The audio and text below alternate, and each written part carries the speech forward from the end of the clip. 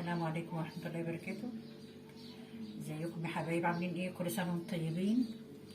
ان شاء الله ربنا رمضان سعيد عليكم باذن الله، ربنا يجعله سعيد عليكم ان شاء الله. النهارده عندنا وصفة جديدة للكوسة.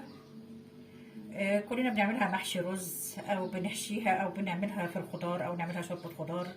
النهارده انا جبت الكوسة، قسمت الكوسايه نصين وقورتها، ومعها البطاطس نفس الكلام قورتها، بس كل كوسايه اديتها تشميعه كده على النار، والبطاطس نفس الكلام اديت لها تشميعه في حبه زيت صغيرين. وعملت عصاك لحمه مفرومه على بصلتين، على قرن فلفل اخضر، على قرن فلفل الوان، اللي عندك حطيه، وشويه فلفل اسمر، على حبه ملح. وانتوا عارفين تعصيج اللحمه شكله ايه. وطبعا الكوسه ديت هنعمل لها بشاميل يكون خفيف كده، ونحطها في الفرن ان شاء الله. الاول هنعمل البشاميل. بسم الله الرحمن الرحيم. معنا مكونات كوبايتين من اللبن، انا هعمله على البارد علشان الدسامه بتاعته. بصراحه اللبن ما شاء الله بخيره. وعليهم 3 معالق دقيق. بسم الله، اللهم صل على النبي. وعليهم رشه جوز الطيب، وعليهم معلقه ملح صغيره، ومعلقه فلفل. بس هي دي المكونات. هنضربهم في بعض كده. كوبايتين اللبن معاهم 3 معالق دقيق، معاهم رشه جوز الطيب، معاهم معلقه ملح صغيره، معاهم معلقه فلفل صغيره.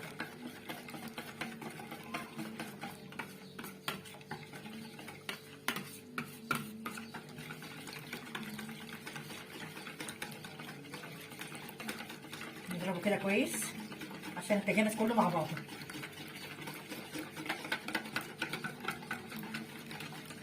وهنركنه دلوقتي ونبدأ نعصج اللحمة نحطها في قلب الكوسة. بسم الله. كل معلقة كده على حدة، واحدة واحدة كده. صدقوني الوصفة دي جميلة جدا وخفيفة قوي، في الصيام بالذات بتبقى حلوة قوي. اهو صنف جديد يعتبر تغيير. بسم الله الرحمن الرحيم.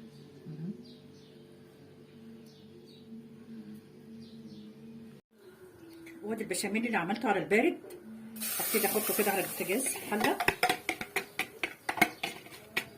من غير سمنه ولا زيت ولا اي حاجه، ونقلب على طول.